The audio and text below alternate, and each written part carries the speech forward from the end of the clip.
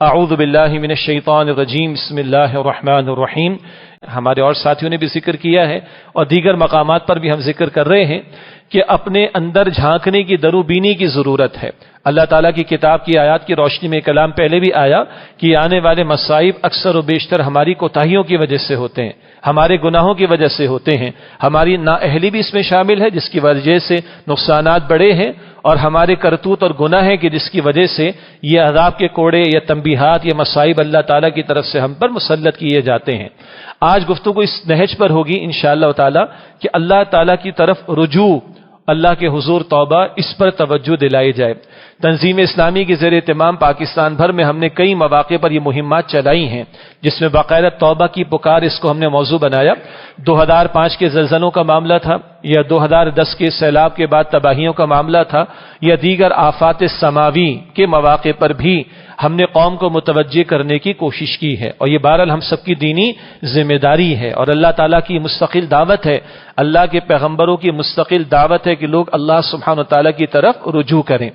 چنانچہ آج اس موضوع پر کچھ کلام ہم کریں گے اور پھر سے اپنے سبق کو دہرانے کی کوشش کریں گے. جن مشکلات میں مبتلا ہیں، آزمائشوں میں گرفتار ہیں، پے در پے مصائب ہم پر بڑھتے چلے جا رہے ہیں، معاشی اعتبار سے ابتری کا معاملہ، سیاسی سطح پر ستیہ ناس ہو جانے کا معاملہ، ملکی معیشت اسٹیک پر کھڑی ہے، ہماری اکانومی کے ایک بڑا حصہ جو آمدن ہمارے پاس ہے وہ سود کی ادائیگی، سودی قرضوں کی ادائیگی میں ختم ہو جائے تو بچے گا کیا اس قوم پر لگانے کے لیے ہمارے پاس؟ یہ سارے مسائل ہیں. اندرونی طور پر یہ مسائل، بیرونی طور پر خطرات ہیں. وہ لوگ کہ جن کی آنکھوں میں پاکستان چبھتا ہے جو اسلام کے نام پر بنا، اور یہاں کا نظریہ جو کہ اسلام ہے جس کی بنیاد پر یہ ملک ہم نے حاصل کیا، اور بہرحال پوری دنیا میں جذبات اسی ملک میں زیادہ پائے جاتے ہیں دین کے اعتبار سے، اور دین ہی کے نفاذ کے لیے اس ملک کو حاصل کیا گیا. تو دنیا کے سیکولر طبقات کو، دین بیزار طبقات کو، دنیا پرست قسم کے لوگوں کو، اور مجھے اجازت ہے دنیا کے جو بدماش ہیں یعنی یہود ہیں، اسی طرح مغرب کے ممالک کے کئی ممالک کہ جن کے نزدیک بقیہ ممالک کے رہنے والے تو جانوروں کی طرح جس طرح چاہو ان کے ساتھ ظلم و ستم کرو، اور پھر ایک مالیات کے نظام کے شکنجے کے ذریعے اور سود کے شکنجے کے ذریعے کس طرح ان کو غلام ابن غلام بنایا جائے، ان کو کھٹکتا ہے پاکستان، اور پھر اس کی ایٹمی صلاحیت کھٹکتی ہے. تو وہ تو درپے رہتے ہیں کہ جس طرح چاہے اس ملک کو کمزور سے کمزور تر کیا جائے، اور وہ اس اپنے پلان کے اندر خاصے ہمیں کامیاب دکھائی دے رہے ہیں. تو بیرونی خطرات بھی ہم پر مسلط اور اندرونی خطرات بھی ہم پر مسلط. لیکن کیا کہیں کہ احساس ضیاء ہمارے اندر پیدا نہیں ہو رہا. وائے ناکامی متائے کارواں جاتا رہا، کارواں کے دل سے احساس ضیاء جاتا رہا.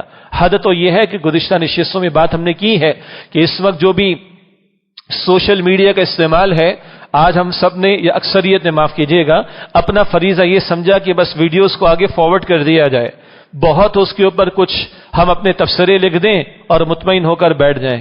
اس کے بعد کچھ کرنے کا کام بھی ہے کہ نہیں، اس طرف متوجہ ہونا چاہیے. گزشتہ جمعے یہاں مسجد جامع القرآن قرآن اکیڈمی ہمارے محترم ساتھی ڈاکٹر الیاس صاحب نے خدمت خلق پر بھی کلام کیا. اس سے قبل کی گفتگو میں نے بھی آپ کے سامنے بات رکھی. یہ بھی کرنے کا کام ہے، یہ بھی ہمارے لیے امتحان ہے کہ اس وقت ہمارے جو بھائی اور بہنیں آسمان تلے زندگی گزار رہے ہیں اور بڑے مصائب سے وہ گزر رہے ہیں، اللہ نے جو ہمیں نعمت عطا فرمائی اس کا شکرانہ یہ بھی ہے کہ اس میں ان کو بھی شریک کیا جائے. اور یہ بات ہم نے پہلے بھی ذکر کر دی کہ تنظیم اسلامی کے پلیٹ فارم سے ہم اپنے نظم اور اپنی پالیسی کے مطابق جو اللہ توفیق دے رہے وہ کام کر رہے ہیں. باقی ہم سب نے اس میں اپنا حصہ ڈالنا ہے اور عوام نے بھی یہ کام کرنا ہے. حکمرانوں کی بھی ذمہ داری بنتی ہے کہ جن کو اپنی سیاسی رسہ کشی کے علاوہ کچھ اور کم ہی سوجھتا ہے ان کی بھی ذمہ داری بنتی ہے، لیکن ہم سب کی ذمہ داری ہے. اس حوالے سے بھی توجہ دلائی گئی ہے، وہ بھی ہم نے اپنا پارٹ پلے کرنا ہے. البتہ گزشتہ جمعے یہاں پر ایک اہم گفتگو یہ بھی آئی کہ خدمت خلق کے کئی پہلو ہیں. ایک تو ہے کہ کسی بھوکے کو کھانا کھلانا، پیاسے کو پانی پلانا، یہ بھی سوشل ویلفیئر ہے، یہ بھی خدمت خلق ہے، یہ بھی مخلوق کو نفع پہنچانے کی بات ہے. مگر یہ وقتی ضرورت ہے جس کو پورا ہونا چاہیے، اس کی نفی نہیں. اس جسم سے بڑھ کر ہماری روح کی ضرورت ہے، اس دنیا سے بڑھ کر ہمارا آخرت کا مسئلہ ہے. چنانچہ پیغمبروں نے جہاں یہ تعلیم دی کہ اللہ کی مخلوق کو کھلاؤ پلاؤ، اور اللہ کا کلام بھی تعلیم دیتا ہے، قرآن حکیم بھی، وہیں پیغمبروں کی دعوت یہ بھی رہی کہ لوگوں کو جہنم کی آگ سے بچانے کی فکر و کوشش کی جائے. چنانچہ نبی مکرم صلی اللہ علیہ وسلم فرماتے ہیں بخاری شریف کی حدیث ہے، لوگوں تمہارا حال ہے کہ تم جہنم کی آگ میں گرا چاہتے ہو اور میں تمہیں کمر سے پکڑ کر کھینچ کر بچانے کی کوشش کر رہا ہوں۔ تو پیغمبروں نے یہ خدمت خلق بھی سکھائی کہ لوگوں کو جہنم کی آگ سے بچانے کی کوشش کی جائے۔ دنیا کی ضرورت ہے اور اس کو پورا کرنے میں اپنا حصہ ڈالنا چاہیے، کوئی شک نہیں، لیکن جو شخص اس وقت مر جائے گا اور 2 فٹ نیچے قبر میں چلا جائے گا، نہ اس کا بھوک کا مسئلہ ہے، نہ پیاس کا مسئلہ ہے، نہ علاج کا مسئلہ ہے، نہ دوا کا مسئلہ ہے، نہ چھت کا مسئلہ ہے، نہ گھر کا مسئلہ ہے۔ اس کا مسئلہ کیا ہے؟ کس عقیدے پر گیا ہے، کس عمل کے ساتھ گیا ہے۔ پھر وہ برزخ کی زندگی، جس کو قبر کی زندگی بھی کہتے ہیں، وہاں عذاب بھی ہے، وہاں راحت بھی ہے، اور پھر بالآخر قیامت کا برپا ہونا، وہ سب سے بڑا معاملہ۔ وَإِنَّ الدَّارَ الْآخِرَةَ لَهِيَ الْحَيَوَانُ، اور وہ آخرت کی زندگی حیوان ہمیشہ ہمیشہ رہنے والی ہے۔ ذَلِكَ يَوْمُ التَّغَابُنِ، قرآن کریم کہتا ہے وہ ہار و جیت کے فیصلے کا دن ہے۔ اصل وہ جیتے گا جو آخرت میں جیتے گا، اصل وہ ہارے گا جو آخرت میں ہارے گا۔ یہ دوسرا پہلو ہے اس جہنم کی آگ سے بچانے کے لیے لوگوں کو متوجہ کرنا۔ اور تیسرا خدمت خلق کا پہلو کیا ہے؟ جو انقلابی تصور ہے وہ ہے ایک ظالمانہ نظام جو امیر کو امیر بناتا ہے، غریب کو غریب بناتا ہے، امیر کو امیر تر بناتا ہے اور غریب کو غریب تر بناتا ہے، جس کی وجہ سے مخلوق کا ایک بہت بڑا حصہ ظلم کی چکی کے تحت پس رہا ہوتا ہے، اور ایک بہت بڑا حصہ مخلوق کا وہ غربت کی سطح سے نیچے، پاورٹی لیول سے نیچے زندگی بسر کر رہا ہوتا ہے۔ اس ظالمانہ نظام کی وجہ سے چند افراد کے گھرانے تو پھلتے پھولتے ہیں، لیکن غریب کا پیٹ کٹتا بھی ہے، پھٹتا بھی ہے، اس کے بچے بھی بکتے ہیں، اس کے بچے بھیک بھی مانگتے ہیں، وہ اپنے بچوں کو بیچنے کو بھی تیار ہو جاتا ہے۔ اس ظلم کے نظام کے خاتمے کی جد و جہد کرنا، یہ بھی انبیاء کا مشن تھا، تاکہ لوگ عدل کے تحت زندگی بسر کریں، ظلم سے ان کی نجات ملے، جسٹس ان کو میسر آ سکے، تب وہ اپنے رب کو بھی پہچان کر اس سے لو لگا سکیں گے۔ آج اس ملک میں 8 کروڑ افراد تو غربت کی سطح سے نیچے زندگی بسر کر رہے ہیں، پاورٹی لیول سے نیچے۔ یہ واضح و نصیحت جو بڑے اچھے انداز سے میں آپ کے سامنے اچھی فیسلٹیز اس کو کہہ رہا ہوں، عرض کر رہا ہوں، اور آپ سن رہے ہیں، بڑا نارمل لائف ہے جو میں اور آپ گزار رہے ہیں، لیکن جس کے پیٹ میں بھی کھانے کو موجود نہ ہو اور جس کو پریشانی کہ شام کو بچے کو روٹی کہاں سے ملے گی، وہ نارمل رہ سکتا ہے؟ وہ کیا اللہ کو یاد کرے گا، کیا اللہ کو پکارے گا؟ اس اعتبار سے اعلیٰ ترین خدمت خلق کیا ہے؟ ظلم کے نظام کا خاتمہ، عدل کا نفاذ ہونا چاہیے، بندوں کو بندوں کی غلامی سے نکال کر رب کی غلامی میں لایا جائے، بندوں پر ظالم انسانوں کا حکم نافذ نہ ہو، بندوں پر ان کے عادل رب کا حکم نافذ ہو، تو بندوں کو جینے کا حق بھی ملے گا، اور جب سکون ملے گا تو اپنے رب سے لو لگا سکیں گے اور اپنی آخرت کی زندگی کی تیاری کر سکیں گے۔ یہ انقلابی تصور خدمت خلق کا جو محمد مصطفیٰ صلی اللہ علیہ وسلم نے عطا فرمایا، اور 3 مرتبہ حضور کی انقلابی شان بیان ہوئی، لیظہرہ علی الدین کلہ، کہ آپ کو قرآن حکیم عطا کیا گیا، آپ کو دین حق دین اسلام عطا کیا گیا، صرف پڑھنے پڑھانے سننے سنانے کے لیے، بیان کر دینے کے لیے نہیں، اس لیے کہ اللہ کا حکم، اللہ کا دین زمین پر قائم اور نافذ ہو، تو وہ حضور نے قائم کر کے دکھایا۔ اس کی کئی برکات سیدنا عمر رضی اللہ تعالی عنہ کے دور میں ہم دیکھتے ہیں، ان کا سوشل ویلفیئر کا کانسیپٹ بھی، لیکن سوشل ویلفیئر مادی اعتبار سے بھی اور روحانی اعتبار سے بھی۔ سیدنا عمر بن عبد العزیز رحمۃ اللہ علیہ کا دور آتا ہے اور حکمرانوں کو کہنا پڑتا ہے، اعلان کروانا پڑتا ہے بازاروں میں، زکوٰۃ موجود ہے، کسی کو چاہیے تو آ کے لے لے۔ لینے والے موجود نہیں، زکوٰۃ دینے والے موجود، الحمدللہ۔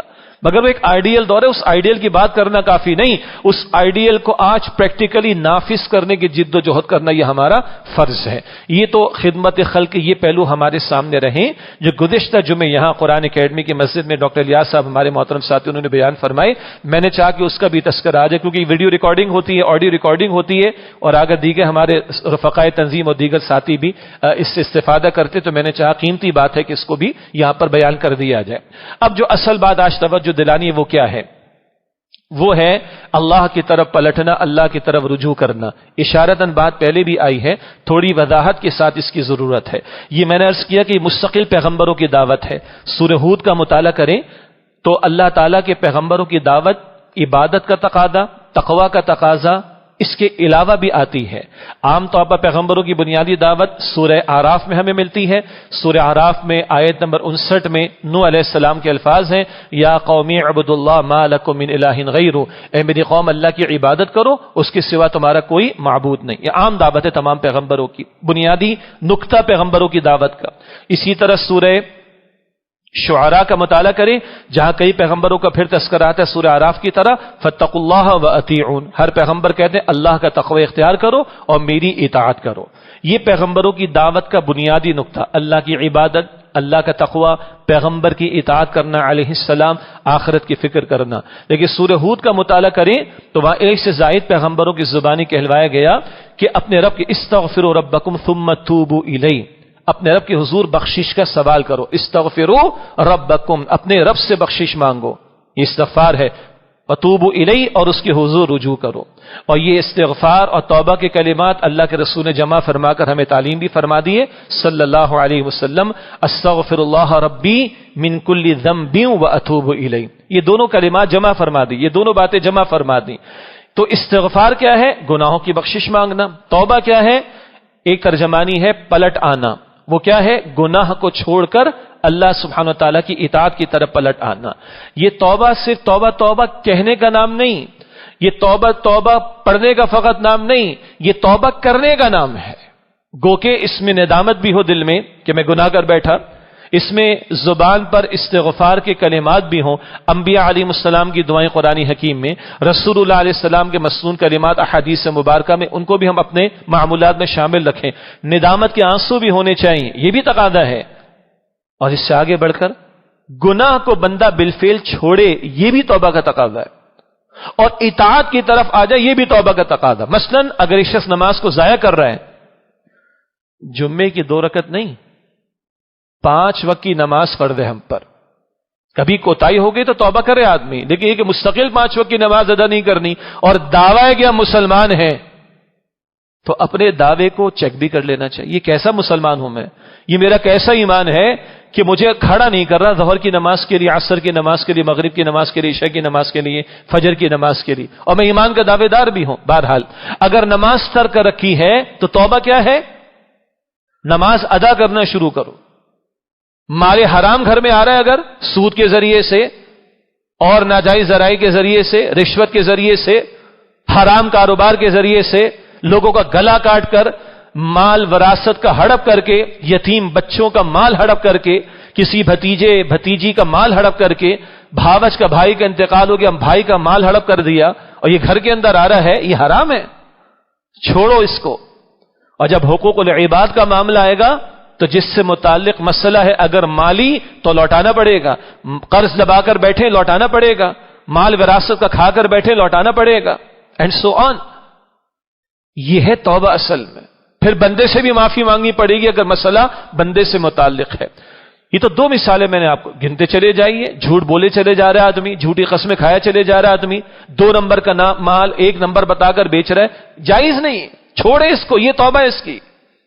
ماں باپ کا دل دکھا کر بیٹھے، ماں باپ کو گھر سے باہر کیا ہوا ہے، ناراض کر کے بیٹھے ہوئے، ظلم کر رہے ہیں ان کے اوپر، یہ حرام ہے، ماں باپ سے معافی مانگنی پڑے گی۔ بیوی کا حق مارا ہوا ہے، ظلم و زیادتی کر رہے ہیں، ظلم و ستم کر رہے ہیں، معافی مانگنی پڑے گی۔ ہماری مردانگی آڑے آتی ہے نا، میں مرد ہو کے معافی مانگوں گا، اچھا تو کتنا بڑا ہے بھائی، تیری اوقات کیا ہے؟ اللہ سانس روک دے تو، ہاں یورین پاس نہ ہو، پیشاب جسم سے نہ نکلے تو کیا حالت ہوتی ہے؟ اوقات کیا ہے ہماری آپ کی؟ وہ اللہ جو سب سے بڑا، اس کو جواب دینے میں نے اور آپ نے۔ تو آج اگر گڑبڑ کی تو آج معافی مانگو، اور یہ میرے الفاظ ہی محمد مصطفیٰ کے الفاظ ہیں صلی اللہ علیہ وسلم۔ آج کسی کا حق مارا ہوا ہے تو آج معافی مانگ لو، اس دن کے آنے سے پہلے پہلے جب نہ درہم ہوگا نہ دینار ہوگا۔ آج تو پیسے دے کے جان چھڑاتے نا، کوئی یہاں پیسے دے کے جان چھڑاتا ہے، کوئی باہر سے فون بھی کروا لیتا ہے۔ ہمارے تو فیصلے بڑے بڑے اس طرح ہوتے نا، باہر سے کال آ گئی، فلاں ہو گیا، ڈیلے ہو گیا، اور رات کو فلاں اتنے بجے جو ہے وہ رزلٹ اناؤنس ہو رہا ہے یا فیصلے کیے جا رہے، ادھر چلتا ہے۔ جاؤ، اللہ نے آزادی دی، جو چاہو سو کرو، at the end of the day اللہ کے سامنے کھڑا ہونا ہے۔ اللہ کے پیغمبر فرما رہے آج ظلم کیا کسی کے ساتھ، آج معافی مانگ لو، اس سے پہلے پہلے کہ وہ دن آئے جب نہ درہم ہوگا نہ دینار ہوگا، اعمال کی کرنسی کی بنیاد پر فیصلہ ہوگا۔ اس کی تفصیلیں پھر اس میں موقع نہیں بھی جانے کا۔ تو حاصل کلام یہ تو چند مثالیں ہیں انفرادی سطح کی۔ میں نے اگر نماز میں کوتاہی کی ہے تو میں پلٹو نماز ادا کروں، میں نے زکوٰۃ میں ڈنڈی ماری پلٹو زکوٰۃ ادا کروں، اور حقوق العباد کی کوتاہی ہیں تو کوتاہیوں کو دور کروں اور بندوں سے بھی معافی مانگوں، اور مالی معاملات تو ان کے لوٹا دوں۔ حرام مال گھر میں آ رہے تو حرام کو چھوڑوں، جھوٹ زبان پر ہے تو چھوڑوں، غیبت زبان پر ہے تو چھوڑوں، گھر میں بے حیائی کا طوفان اگر اب تو سب وائرلیس ہو گیا، ایک ایک کمرے کے اندر کیا، تکیے کے غلاف کے اندر کیا، اس سے آگے کے مقام پر بھی چیزیں پہنچی ہوئی ہیں. اگر یہ بے حیائی گھروں میں چل رہی تو چھوڑنی پڑے گی. یہ تو ہے انفرادی توبہ، انفرادی توبہ، انڈیویجول لیول پر میری اور آپ کی توبہ. لیکن آج مسئلہ انفرادی تھوڑا ہی، پوری قوم پریشان ہے، 22-23 کروڑ کی عوام پریشان ہے، سمجھ میں نہیں آ رہی. ملالہ حکمرانوں کو سمجھ آ رہی ہے کہ کیا کریں، سمجھ نہیں آ رہی، ہو کے نہیں دے رہا معاملہ. اور کتنی جگہ سرکاری اداروں نے ہاتھ اٹھا لیے کہ سمجھ نہیں آ رہی یہ کس طرح نبرد آزما ہوں گے جو اتنے کروڑوں لوگوں کا مسئلہ ابھی ہمارے سر پر آ کر کھڑا ہوگا. سمجھ ہی نہیں آ رہی. آج اس سطح پر آ کر ہم کھڑے ہو گئے. تو آج مسئلہ انفرادی توبہ سے نہیں چلے گا کہ چند لوگ بڑے پابند صلات ہو جائیں، تہجد گزار ہو جائیں، نمازی روزے رکھنے والے ہو جائیں، نوافل ادا کرنے والے ہو جائیں، راتوں میں اٹھنے والے اور تہجد میں رونے والے ہو جائیں. اچھی بات ہے، مگر یہ افراد ہیں، یہ انفرادی توبہ ہے، یہ اجتماعی توبہ نہیں. اور مسئلہ اجتماعی معاملات کا تو توبہ بھی اجتماعی طور پر کرنا ہوگی. اور یہ ہے کانٹے کا مسئلہ جو ہم بار بار دعوت دیتے ہیں، بار بار پکار لگاتے ہیں. 2005 کے زلزلے کے موقع پہ ہم نے پکار لگائی، اس کے بعد بھی پکار لگائی. مذاق کرتے لوگ ہمارے ساتھ. ہم نے توبہ کی پکار پر مہمات چلائیں، کچھ بڑے بڑے پروگرامز بھی کیے، اجتماعی توبہ کی ہم نے دعوت دی. ادھر میں سٹیج پر جاتا ہوں گفتگو کرنے کے لیے اور خدا کی قسم کہتے ہوئے بھی جھجک ہوتی، شرم آتی ہے. اس سطح پر ہم آ گئے، میسج آ رہا ہوتا ہے، او جی توبہ کرنے سے کام ہو جائے گا. بیان مکمل ہوا، گھر جا رہے ہیں، پھر 4 میسج آ رہے ہیں. ہاں مذاق اڑا رہے ہیں. بس توبہ کروا لی مولوی صاحب، توبہ سے مسئلہ حل ہو جائے گا. تو 75 سال اللہ کی نافرمانیاں کر کے کون سے آپ کے میرے مسئلے حل ہو گئے؟ 75 سال اللہ کے ساتھ غداری کر کے، اس کے دین کے ساتھ غداری کر کے کون سے ہمارے ملک میں دودھ کی نہریں بہ گئیں؟ کہاں کھڑے ہیں آج ہم؟ مطلب جو لوگ فائنانس کے لوگ ہیں، جو اکانومی کو ریڈ کرتے ہیں، جو بزنسز کے اندر ہیں، ان سے پوچھے تو صحیح، چکرا گئے دماغ ہمارے. ملک کہاں آگے کھڑا ہو گیا؟ جس قدر ہم مقروض در مقروض تو ہو ہی چکے ہیں، اور کس طرح غلام ابن غلام بن کر ہاتھ باندھ کر ان کی ہر بات کو مان رہے ہیں، اور کس طرح ان کے شیطانی ایجنڈوں کو پورا کرنے میں لگے ہوئے ہیں. شیطانی ایجنڈوں کو. وقت ہوا تو وہ جو اللہ جزائے خیر عطا فرمائے جماعت اسلامی کے سینیٹر ہیں سینیٹر مشتاق احمد صاحب، سینیٹ میں بیٹھ کر آواز انہوں نے بلند کی ہے. 2018 کے اندر وہ ٹرانسجینڈر کے قانون پاس شدہ اس پاکستان میں موجود ہے، پاسٹ موجود ہے. اور اس میں ایسی ایسی شقیں جو اسلام کی شریعت کی بالکل خلاف، شریعت اسلامی کے بالکل خلاف. مطلب مذاق ہو گیا کہ ایک شخص کا جب دل چاہے گا کہ میرا دل چاہ رہا ہے کہ میں مرد ہوں، آپ مجھے عورت قرار دے دیں، تو اس کے چاہنے کے اوپر قرار دیا جا سکتا ہے. انا للہ و انا الیہ راجعون. ایک عورت کا دل چاہ رہا ہے کہ میرے چاہنے پر آپ مجھے جو ہے وہ مرد قرار دے دیں، تو اس کے چاہنے پر مرد قرار دے دیا جائے گا.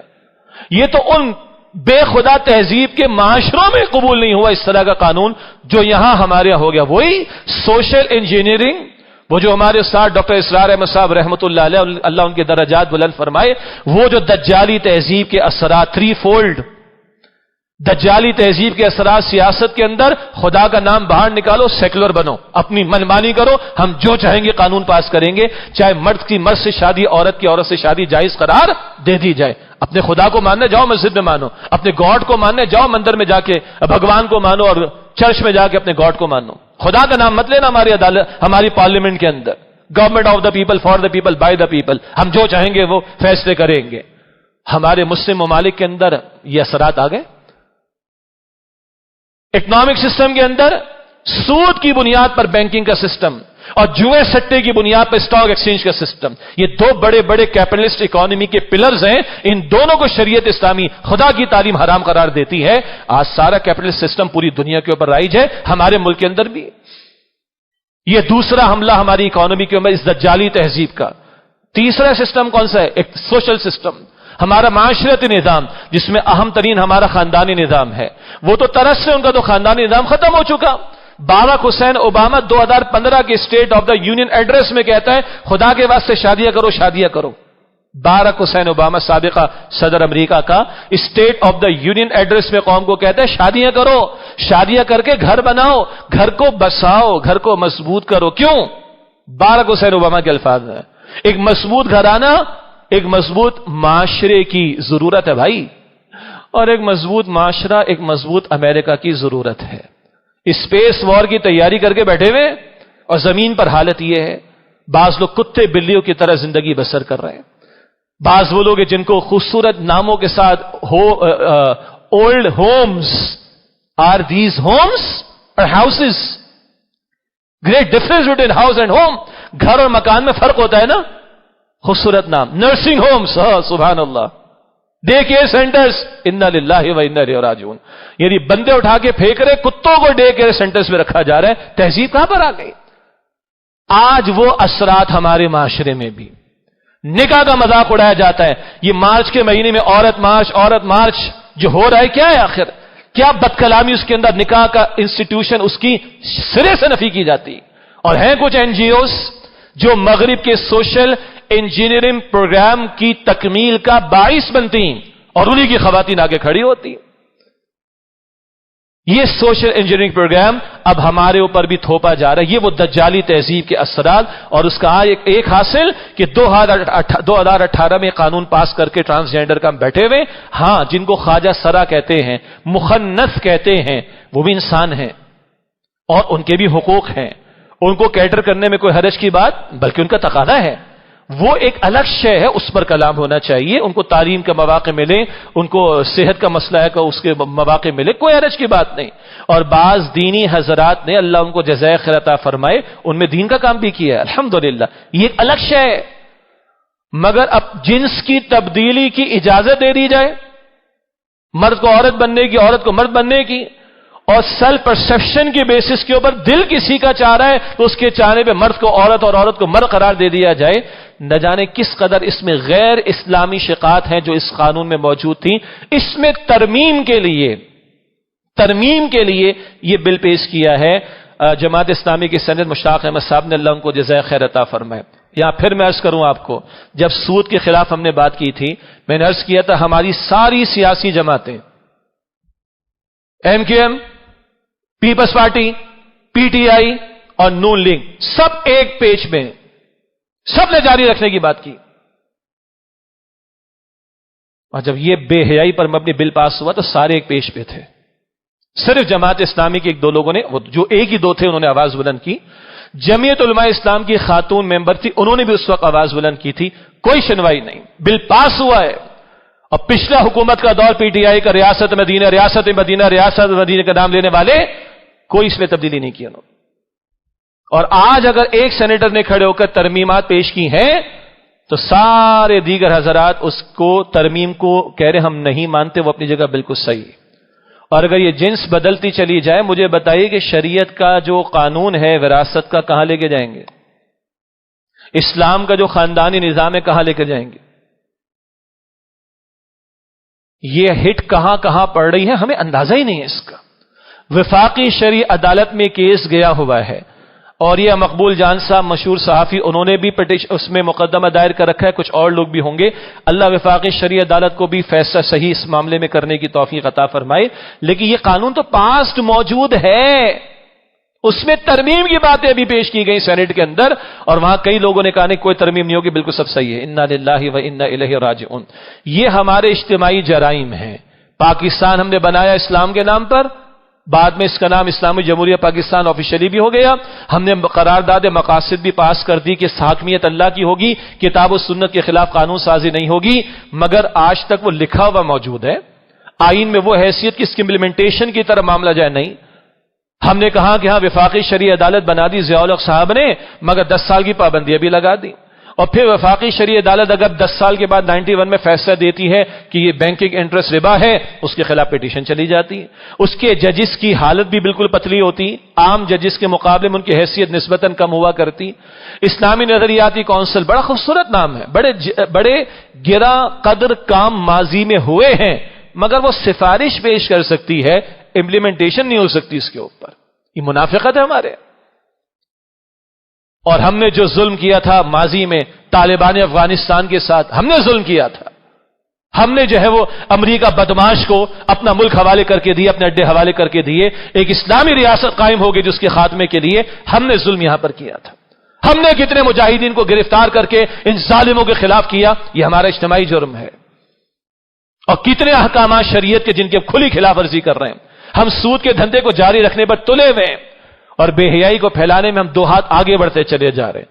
اور اسلام کا نظام معاشرت اور اس کے احکامات ان کا بھی ہم اس کے بھی خلاف ہم قوانین پاس کیے ہوئے بیٹھے ہوئے. یہ ہمارے اجتماعی جرائم ہیں. نہیں سمجھ آ رہی قوم کو. مولویوں تم ڈراتے بہت ہو. یہ مولوی ڈراتے ہیں, اللہ کا کلام ڈراتا ہے. ظہر الفساد فی البر والبحر بما کسبت ایدی الناس لیذیقہم بعض الذی عملوا لعلہم یرجعون. سورہ روم کی آیت نمبر 41 پہلے بھی آ چکی ہے. یہ خشکی تری میں فساد مچ گیا ہے لوگوں کے کرتوتوں کی وجہ سے, تاکہ اللہ ان کے کچھ اعمال کا ان کو مزہ چکھائے تاکہ وہ اللہ تعالیٰ کی طرف رجوع کرے. سورہ سجدہ کی آیت نمبر 21 میں آیا وَلَنُذِيقَنَّهُم مِّنَ الْعَذَابِ الْأَدْنَىٰ دُونَ الْعَذَابِ الْأَكْبَرِ لَعَلَّهُمْ يَرْجِعُونَ. بڑے عذاب سے پہلے چھوٹے چھوٹے عذابوں میں ان کو مبتلا کریں گے تاکہ لوٹیں اللہ سبحانہ وتعالیٰ کی طرف. سورہ نام کی آیت بھی پہلے ذکر کی جا چکی. اللہ سختیوں تکالیف میں مبتلا کرتا ہے لعلہم یضرعون, تاکہ لوگ لوٹیں اللہ کی طرف. اور یاد رکھیے گا جیسے پوری امت کے بارے میں کہا گیا تھا کہ اپنی امت پر قیاس اقوام مغرب سے نہ کر, خاص ترکیب میں قوم رسول ہاشمی. یہ امت ڈفرنٹ ہے بقیہ لوگوں کے مقابلے میں. یہ کلمہ کو مسلمان ڈفرنٹ ہے ایک نظریے کی بنیاد پر باقیوں کے مقابلے میں. بالکل اسی طرح ایگزیکٹلی یہ ملک خداداد پاکستان بقیہ مسلم ممالک سے مختلف ہے. باقی کسی کا دعویٰ نہیں کہ ہم نے اسلام قائم کرنے کے لیے ملک حاصل کیا.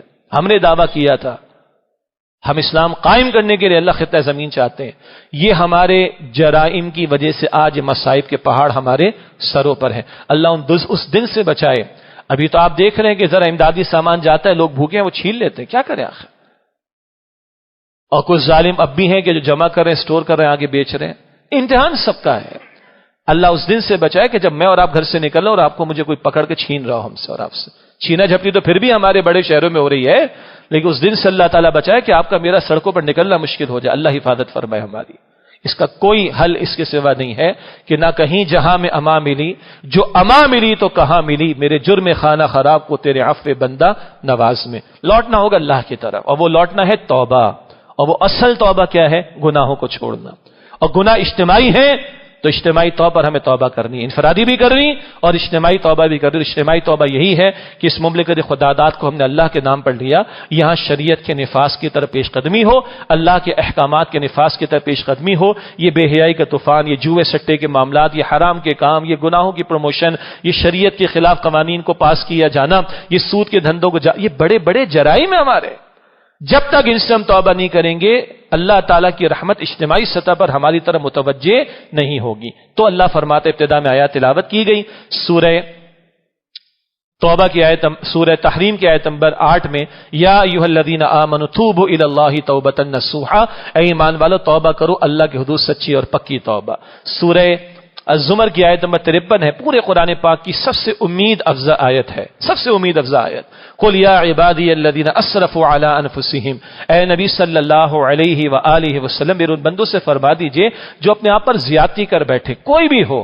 علماء نے لکھا کافر بھی کیوں نہ ہو, سچی توبہ لے کر آئے گا تو اس کو بھی تو معاف کر دے گا نا اللہ. کسے باشر وہ جو میرے بندے اپنے اوپر ظلم کر بیٹھے, زیادتی کر بیٹھے ہیں, لا تقنطوا من رحمت اللہ, اللہ کی رحمت سے مایوس نہ ہو جانا. ان اللہ یغفر الذنوب جميعا, بے شک اللہ تعالیٰ چاہے تو سارے گناہوں کو معاف فرما دے. انہ هو الغفور الرحیم, بے شک وہ اللہ غفور رحیم ہے.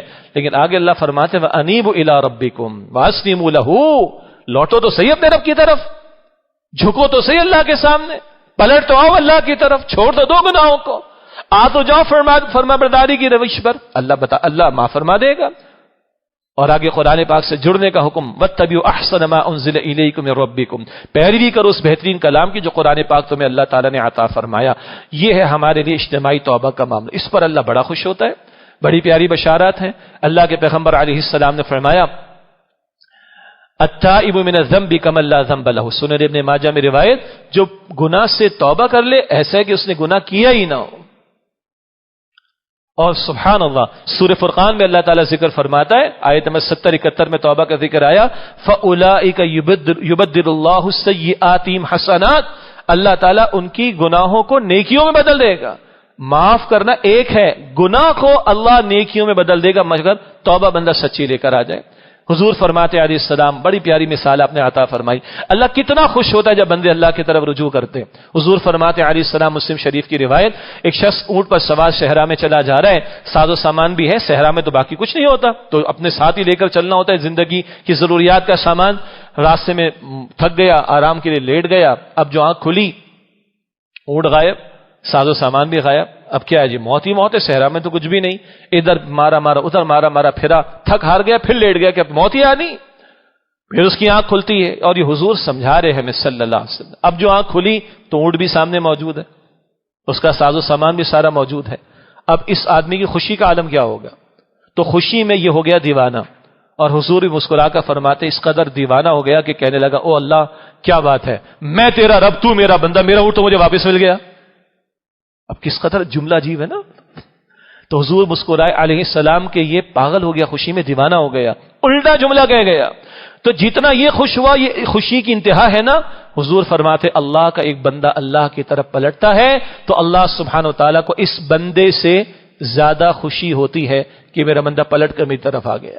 اللہ کے رسول فرماتے اللہ کو حیا آتی ہے، اللہ کا بندہ ہاتھ پھیلائے اللہ کے سامنے اور اللہ خالی ہاتھ لوٹا دے، اللہ کو حیا آتی۔ وہ اللہ کو حیا آتی ہے، ہم لوگوں کو حیا آتی ہے کہ نہیں آتی ہے؟ مانگتے نہیں اس سے، پلٹنے کو تیار نہیں، لوٹنے کو۔ وہ امریکہ کی مان لی، سب کی مان لی، کیا ملا میں آخر؟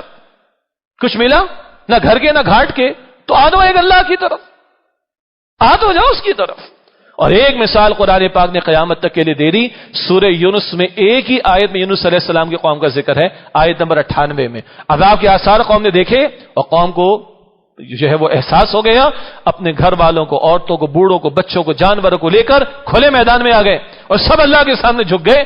اللہ نے آئے ہوئے عذاب کو ان پر سے ٹال دی۔ واحد مثال قرآن پاک نے اجتماعی قوم کی دی ہے، اور اس لیے دی کہ قرآن قیامت تک پڑھا جائے گا، اور اس لیے دی کہ اگر کوئی قوم کرنا چاہے تو اس کے سامنے اگزامپل موجود ہے، آئے ہوئے عذاب کو اللہ تعالیٰ نے ٹال دیا۔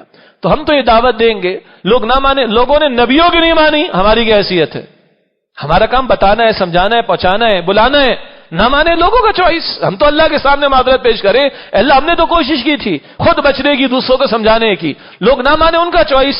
اللہ نے اپنے رسول کو فرما دیا، باقی کسی کی کیا حیثیت ہے صلی اللہ علیہ وسلم۔ فذکر انما انت مذکر لست علیہم مسیطر، سورہ غاشیہ کے آخر میں نبی صلی اللہ علیہ وسلم آپ تذکیر فرمائیے، نصیحت فرمائیے، آپ نصیحت فرمانے والے، آپ جبر کر کے منوانے والے نہیں۔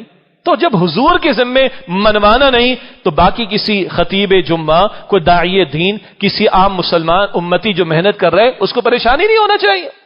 اللہ کے رسول کو قرآن پاک کہتا ہے لا تسأل عن اصحاب الجحیم، اے نبی علیہ السلام آپ سے اہل جہنم کے بارے میں سوال نہیں ہوگا، وہ اپنے جواب دیں۔ تو ہم نے تو اللہ کے سامنے بھائی معذرت پیش کرنی، مالک ہم تو بچنے کی کوشش کر رہے تھے، سمجھانے کی کوشش کر رہے تھے، اب کوئی مذاق اڑاتا تو اڑاتا رہا، توبہ توبہ کہ تم نے پکار لگا رکھی، اڑا لے مذاق۔ اللہ نے آخرت رکھی، خدا کی قسم بڑا اس سے حوصلہ ملتا ہے، سب نے پیش ہونا اللہ کے سامنے، سب سامنے آ جائے گا ہمارے۔ تو بہرحال اس قوم پر آج یہ مصائب ہے، یہ مصائب کا معاملہ ہے، یہ ہمارے اجتماعی گناہوں کی وجہ سے، اور سب سے بڑا گناہ میں نے ذکر کیا کہ اللہ کے ساتھ ہم نے غداری کی ہے، ہم نے شریعت سے وفاداری نہیں کی، ہم نے وعدے پورے نہیں کیے۔ جب تک اس طرف نہیں پلٹیں گے ہمارے معاملات نہیں سدھریں گے۔ یہی پوری قوم کے لیے ہماری دعوت ہے۔ اللہ ہمیں، آپ کو، ہم سب کو، ساری اس قوم کو سچی پکی توبہ کی توفیق دے، انفرادی طور پر بھی توفیق دے، اجتماعی طور پر بھی توفیق عطا فرمائے۔ آمین یا رب العالمین۔ وآخر دعوانا ان الحمد للہ رب العالمین۔